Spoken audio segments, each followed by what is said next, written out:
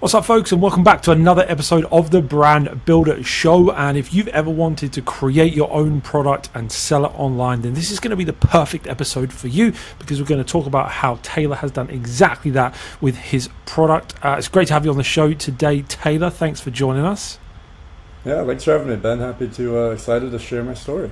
Yeah, man, I'm really excited as well to hear about it. I'm a big sports fan, and you have a sports product, so I'm going to be enjoying diving into this one and hearing about the journey, what you've been up to, how it's all been going. Before we dive into the specifics and do a bit of a deep dive into your journey, why don't you give us a bit of your background story, how you got started in e-commerce, and where you're up to today? Sure. So it all started back in 2018. Where I started hosting RoundNet tournaments. So RoundNet, most people are probably familiar with Spikeball. That's been the brand name. That's what it's known for. But RoundNet is what the sport is called. Spikeball is a brand. And so 2018, I started hosting tournaments kind of for fun. I wanted to play more. And it pretty quickly blew up. Turned that into my own business. And then in the beginning of 2022, saw that there could be some improvements made on the equipment side of things. A lot of things my other businesses have been successful, honestly, fairly easy, and I thought, you know what, let's explore going into product manufacturing and design. And so 2022, we did a whole bunch of testing, and then a whole bunch of learning is really what happened. Trying to figure out how to bring a product to life and everything that comes with it. So that's kind of what we did. We improved upon what was out there in RoundNet equipment, and something that was a little more sturdy and stable, and came up with Premier Spike. And we'll get into all the details, I'm sure. Yeah, definitely, man. I think the first one is just that you kind of addressed it head on, because obviously when I first looked at what you guys were doing, I've heard of Spikeball, right? I've seen it, and the distinction that actually Spikeball is not the game, that's just a product of the sport. I thought Spikeball was like the sport, the game, right? They kind of invented it, but clearly not. There's obviously lots of dynamics we could talk through there, but that must have been a bit of a challenge in itself, a bit of education around that, I suppose. Yeah, I mean, and obviously it's a big hurdle because, that is a trademark term that we are not, able to use. Yes, the game was actually invented in the 80s by another guy named Jeff Knurrick. And so the CEO of Spikeball today, him and his friends had actually played it back when they were kids, and then, kind of revived it in the 2000s. So there's a whole bunch of knockoffs, but we came on the scene to be really the first legitimate competitor with a premium version of RoundNet equipment. Yeah. It's good because we always teach our community, you don't want to invent something. You want to improve on what already exists, because it shows there's proven demand. At least, especially not for a first product in e-commerce. As you get more experience, maybe you could invent something, right? But the safest route to a predictable, successful business is to improve on existing demand to sort of capture some of that demand. So, that's exactly obviously what you've done. But this is a bit of a unique industry because of those facets we've talked about there. Did you get any particular sort of pushback from Spikeball at all? Have you had any issues with them? Oh, absolutely. This is I say absolutely because this isn't just a competitor, and them having to kind of face their first competitor. But also, I mean, I don't want to oversell myself. I mean, we're new. We're still a small fish compared to them. However, I mean, I was their biggest ambassador for 5 years. I was running the biggest RoundNet tournaments in the world. They were our sponsor, and it came to a point where I didn't feel valued as their ambassador, and that was one of the contributing factors of creating Premier Spike. But yeah, I mean, between that, them, coming out with new products to try to compete, they hadn't really come out with anything for about 7 years, as far as, on the high-end equipment side of things. But yeah, it's a little bit personal for both of us. but we're trying to keep ourselves separate, not try to compare ourselves, not try to do any of that. Just kind of focus on ourselves and the product that we've got, which I'm super happy with, and that's it's one of those personal things that I have to keep myself under control, to be like, hey, we've got something, don't worry about it, focus on myself. Yeah, of course, man. And that's a tough story. There's lots of emotion there, like you say. But hats off for taking that step and trying to create more value for yourself. It just shows the move of the way the world is going towards creator economies and owning you having more ownership over the products that you sell. I think there's lots of angles we could take and lots of directions we could go in, but you've almost kind of answered the first question for me, but maybe you could add a bit more sort of detail to it, which the first thing I want to ask is like, well, how did you know the product was going to sell? What was it about this particular product or niche? But you, by the sounds of it, already had an existing audience. That must have made things a lot easier. Yeah, no, when you talk about inventing a brand new product versus improving on what is out there, I had, because again, I was Spikeball's biggest ambassador. They people would reach out to them and basically say, hey, give me advice. How can I create an organization that runs big tournaments and everything? And they would pretty much reply to that, CC me on that email and say, well, let me introduce you to Taylor Sanford. He runs Utah RoundNet. Anyone that's in this niche sport of competitive RoundNet, whether you're in Europe, Australia, Asia, South America, all those emails came into me saying, hey, here's Taylor, let him help you. And I was happy to do it. It was nice that I had that built-in network. Again, of at the time, me helping Spikeball out a lot. And so when it came to like, okay, let me try to do something different. Let me try to improve on what we've got. It was a little bit. There wasn't a whole lot outside that I needed to, do testing. We did some testing with some players here locally, but really, I'm my biggest customer. Yeah. I had 50 broken Spikeball sets in my garage, and it's like, well, I need to now replace those into something better, something that I host 30 to 40 RoundNet tournaments every year, and how am I going to make my players the most happy? We'd have players complaining that the nets are warped, they're oval shaped, they're Pringle shaped, and so I knew exactly like, okay, we can do a whole bunch of testing, and so we did some prototyping, with my co-founder who is an engineer and had a 3D printer, so he did some good prototyping for us that we would test out. And at the end of the day, we kind of got to a point where I was like, yeah, I want these sets. I want to play on these sets. I want to use these sets in my tournament. I will buy these sets.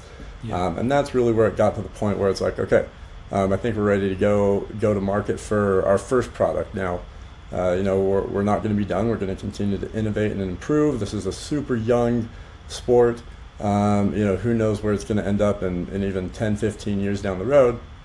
But at least right now, I'm super happy with what we got, and that's when it was like, all right, let's push the green button. Yeah, man, no, that's good. You mentioned obviously product development, something I'm definitely keen to chat through. Just before we do get onto that, though, you've mentioned there about moving on to maybe not just other products, but developing the products. And it makes me think of, because RoundNet is quite a niche sport, like you said. It's not one of the most well known. I started playing this sport called paddle. It's like, I don't know if you've heard of that, but it's like pickleball, is obviously massive in the US, but over here, like paddle is like a similar version. It's like mixed between squash and tennis. You play it in these like perspex walls, and again, it's quite niche. Not many people have heard of it, but apparently it's the fastest growing sport in Europe. And every one of my mates that I introduced to it absolutely love it. There's courts going up left, right, and centre near where we are, but still such an early market, because there's like 200 courts in the UK, but 60,000 in Spain or something. So there's so much room for it to grow. And so I'm thinking like, this is a perfect business opportunity. There's loads of money to be made here. But then I kind of thought, well, I could make some paddle rackets, like the tennis racket kind of things you use for them. I think they're just called paddles. But then what do I do beyond that? Like there's a limited scope of beyond, I suppose, merch, t-shirts, that kind of thing. Is that a concern to you? Are you thinking beyond just the actual usable playing surface? How have you factored that into your journey with RoundNet? Yeah, absolutely. I was actually having a conversation just this week with somebody here at BYU University, and they're an engineer, and they're going through a competition of a Student Innovator of the Year award, and he's coming to me. He's like, "Hey, what can we do within the RoundNet world? I love what you're doing with Premier Spike. Is there something in that world that we could come up with a new product?" And we started brainstorming, different ways to train, because right now that is pretty much all there is. There's some gimmicky, little toys that you can do, but as far as making the sport move forward, there are some limitations right now. Again, the sport part of it's only been around for 10 years, and so it's still really young, and so people are trying to figure out how to train. And also, with it being that young, finances, that's also, a concern where, our demographic are not the most rich customers. Yeah. A lot of it are college students. And so, even though, we might be able to come out with, some really great training tools, as of right now, the market's probably not ready for it, but definitely kind of, brainstorming some ideas for the future in my mind. Yeah, nice, man. Good to be at the early phases of a growing sport as well, for sure. Yeah. So in terms of product development, you mentioned there working with an engineer. How long has the whole process taken you from thinking, right, we're going to do this, to sample prototypes, to then having your first unit on sale? Yeah, so it was about February of 2022. I sat down, put pencil to paper, and really designed out kind of what I envisioned the set to be, which is the core design. Obviously, some changes in connection points and how it's all going to work out. We toyed around with different sizes, making it smaller, taller, all those good things. But so pretty much all of the summer of 2022, we did some prototyping and secret testing. Again, didn't want this to get out too early. And then it was about November where we finally were like, okay, this is the design we want to bring to market. We had been in contact with a manufacturer out of Hong Kong, who also helped us with it, and they were super helpful, making sure that our designs translated from the 3D print world to plastic injection. And in November, December of 2022, we kind of did like a soft launch where it was, again, I kind of, as far as the competitive side of the sport, those players, did just a brand launch on social media. Just, hey, here's something coming. Nobody knew what it was for, it was a couple of months. And then, we printed up a bunch of 3D printed prototypes, and just surprised people and just shipped them out to their addresses, to some of the influencers, some of the top players. And that was a fun way to kind of announce, hey, this is what we're doing. We're bringing a new net, something that, really hadn't been done.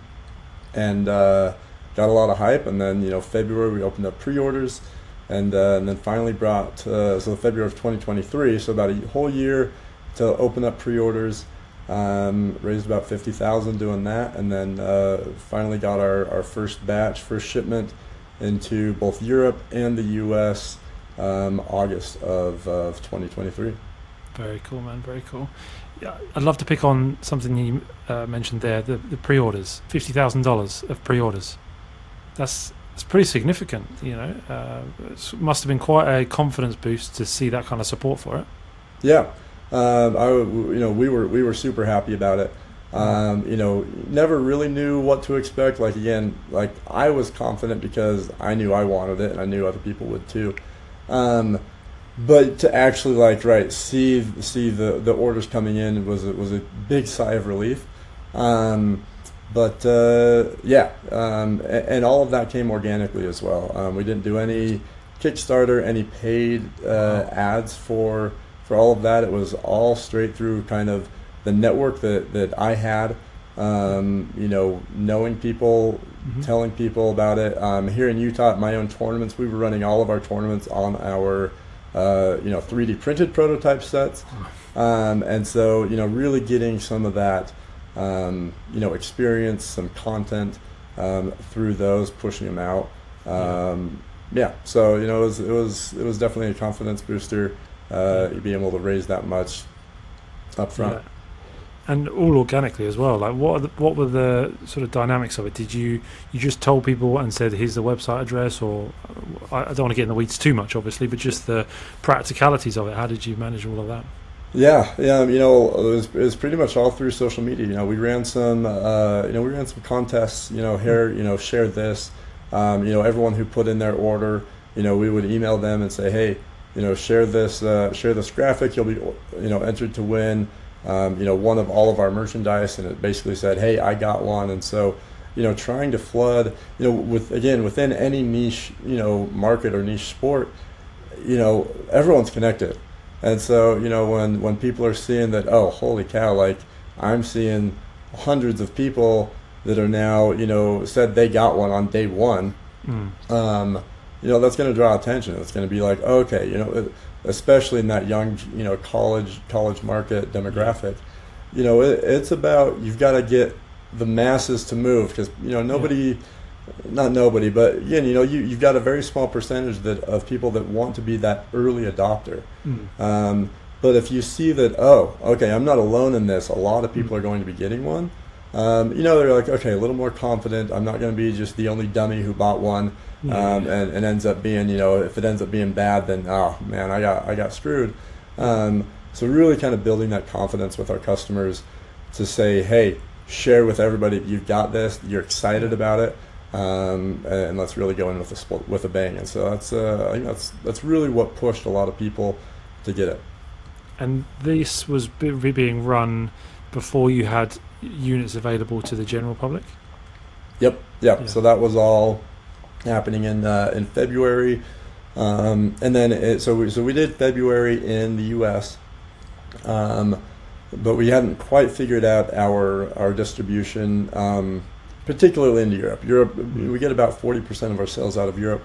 Oh wow! We knew that was a huge market we wanted to push into, which was a huge learning curve of how to distribute over there. Some extra costs, but absolutely was worth it. We opened up the Europe pre-orders in, I believe it was in April. And so we had two big pushes. We had a big push in the end of February, and another one in April. And again, it was kind of fun to have two launches like that, because obviously as US people see, the same type of excitement from Europeans, they were like, oh, I missed the first push, but okay, let me go jump on the second train. Yeah, definitely. What were some of those logistics challenges you had getting into Europe? Just importing VAT, knowing how to set all that up, because it's a little more complicated than the US. Here in the US, I had, our ocean freight company. They basically, gave me all the paperwork to filled it out, and they took care of everything for us. And it was, hey, set up with U.S. Customs, imported in, and kind of good to go. Over there, we've got to get set up with VAT, and then we've got to figure out, okay, the EORI, one-stop shop. I had to find a separate third-party logistics company, which, by the way, they've been fantastic over there. But then also we've got to deal with the UK and Switzerland and the non-EU free trade countries, and figure out how do we get our products into those countries affordably and efficiently, that isn't every single order having to go through a new customs and new fees and we've kind of been getting a little scrappy, going grassroots, and just finding customers that are our fans, that are like, hey, we want to get some here. How do we do it? And like, this is our current solution, but hey, if you know anybody who's got a garage that can, take a couple of pallets, we'll ship them to you, and you help us fulfill it, and that's what we're doing in Canada. Wow. And the UK, actually, we have a distributor, kind of same thing, but they bought wholesale. Switzerland, we've just got set up, found someone to do that, and then same thing in Southeast Asia. I just wanted to get it out to everybody, and that was the big thing. It's like, I know it could have been easy to just come straight into the U.S., and it's certainly not. That is not the way to go for probably the majority of people. But again, we had this market. Europeans are a little bit less brand loyal to our competitor, and so it's like, okay, and it's also faster growing in Europe than the U.S. right now, I believe. Okay. And so it was like, okay, let's just do what we got to do, push forward and make some big noise and make it happen. Oh, amazing, man. Where are you sending stock into Europe then? Germany? In Poland, actually. Poland. Okay, cool. Yep. Very cool. I mean, there's lots of logistics complications, like you said, in Europe. So, hats off for getting that done. It's cool, man. It's a pretty global operation. I love how it's all growing and developing. And they're not small products, I imagine, either. They'd be pretty sizable things to ship. Yeah, that's another thing is, it's our box is 25 inches long. I believe that's 63 centimeters, 65 centimeters, somewhere in there. And that generally qualifies for oversized, which is, trying to figure out, dimensional weight versus actual weight. Yeah. And so, cost of shipping, cost of production, they're all more than our competitors because it's a sturdier, stronger product. And so, also trying to, portray, okay, hey, it's a little bit more expensive than what you're used to, but, trying to explain to people that, hey, you're buying quality, which is the reason for that. But so far, people have been, really, really accepting of it. The only challenge is a lot of poor college students that they want to afford it and they just can't, so... So, with that in mind, how are you reaching new customers? Obviously, with a niche kind of sport, it's got, I would imagine, a relatively small audience when you think about, maybe other sports that are globally known. How are you finding new customers? A lot of it must be about education, I suppose, about what the sport is. Education, it's funny you mentioned that because that is a huge part of it. We've kind of, we've made this big splash into the competitive side of the sport, right? This is the 10%.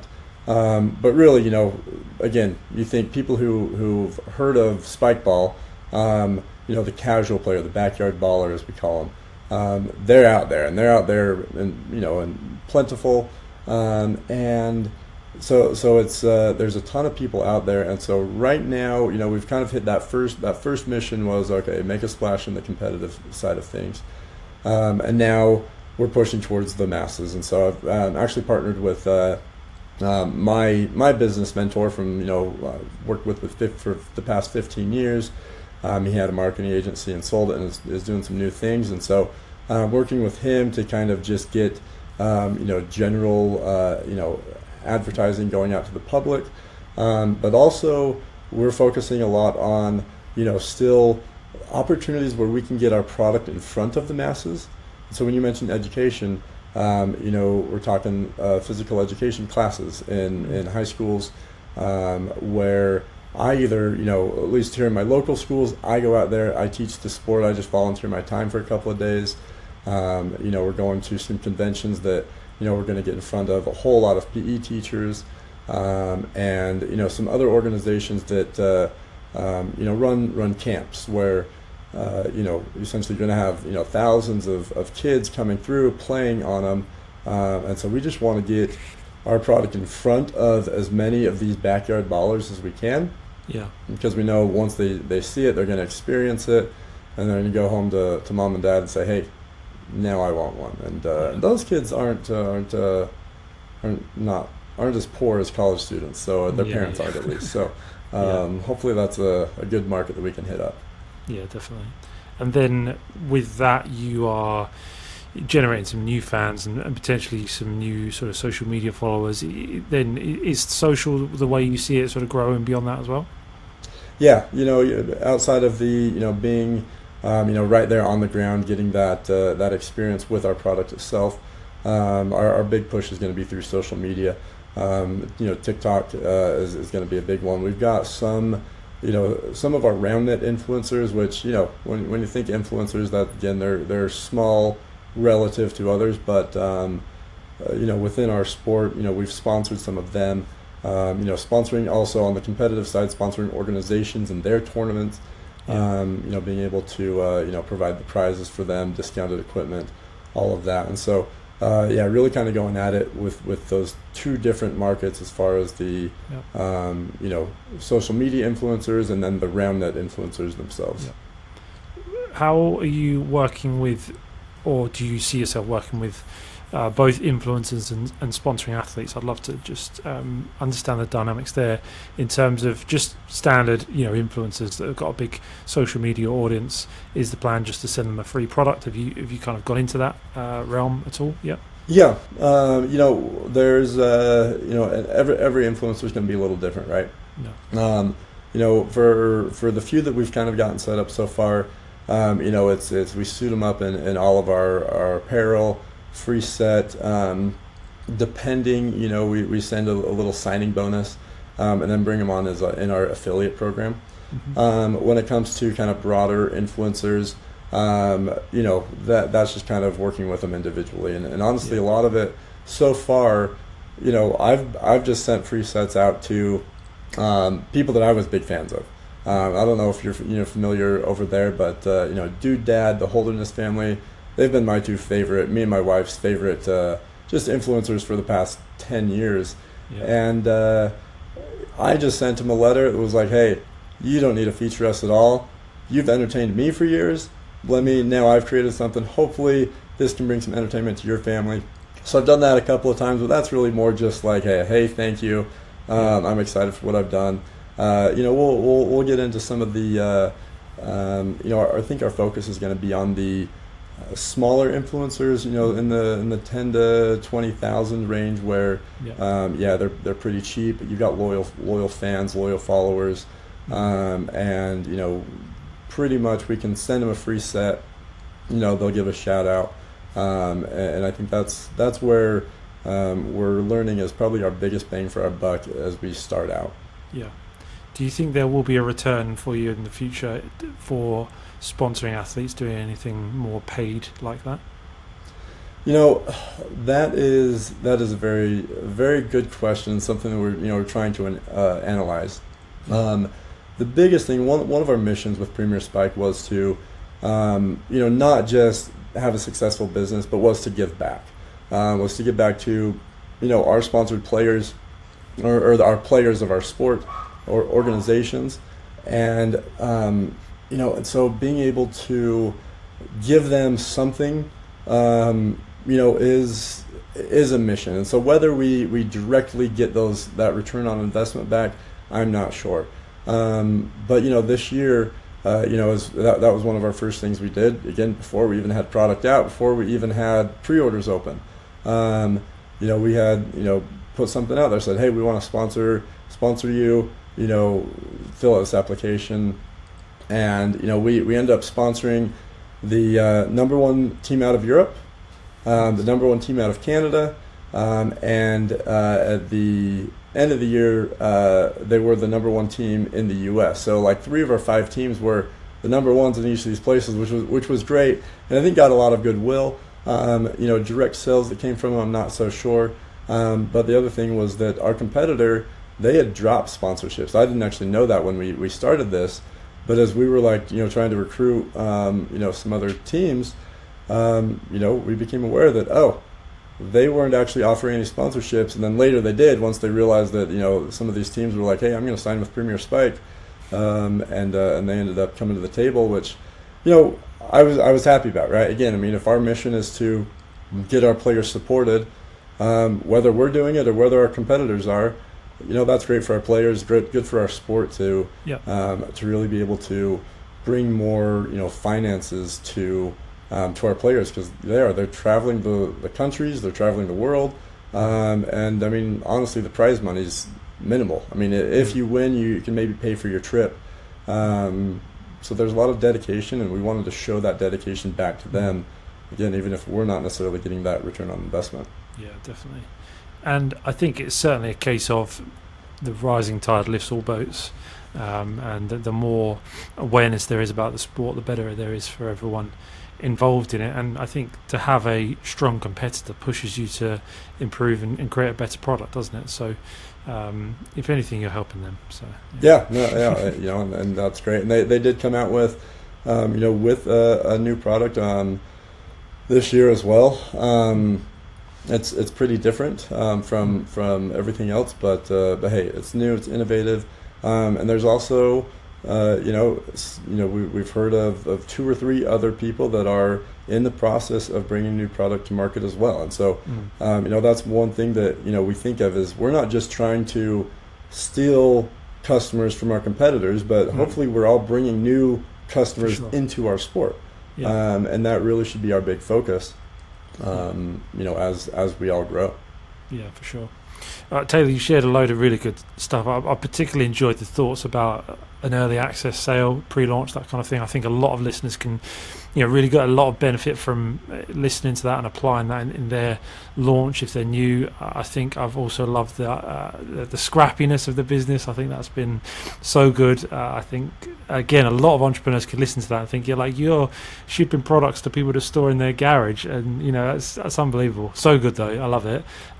We've covered a lot of ground, but is there anything I've missed? Maybe any bits of advice that you want to finish with giving to new entrepreneurs that are considering doing something like you've done? What would you tell them?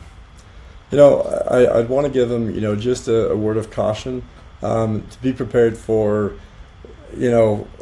emotional breakdowns. I mean, it feels like every week something comes along that is like a holy cow, what am I up against? Like, how am I going to succeed with this?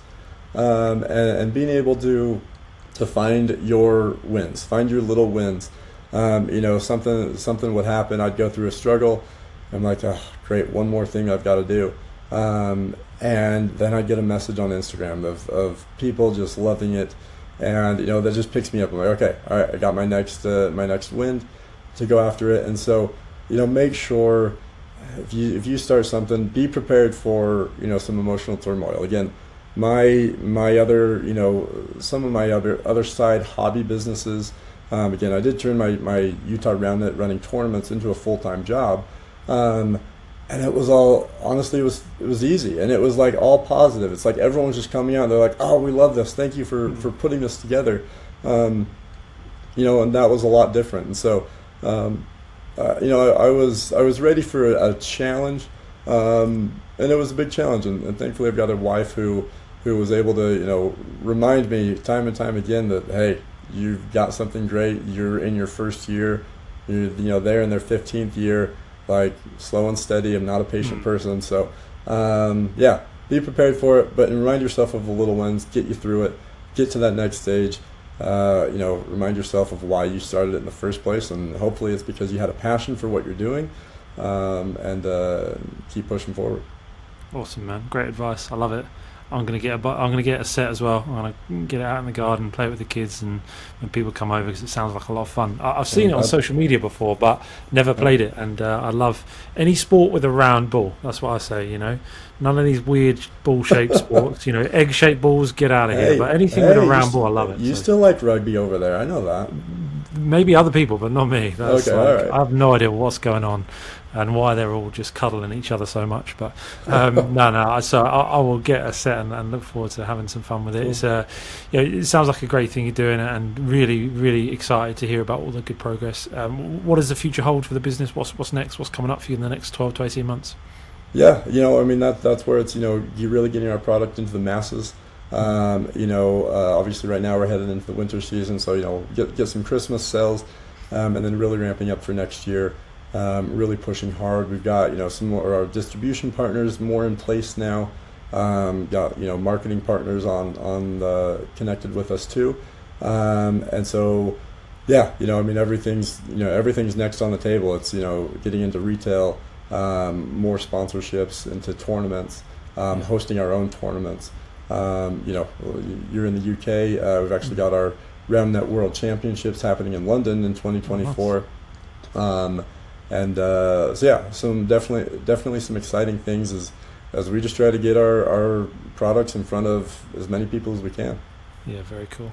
You must be aware of the guys from CrossNet, I would have thought. You know about CrossNet?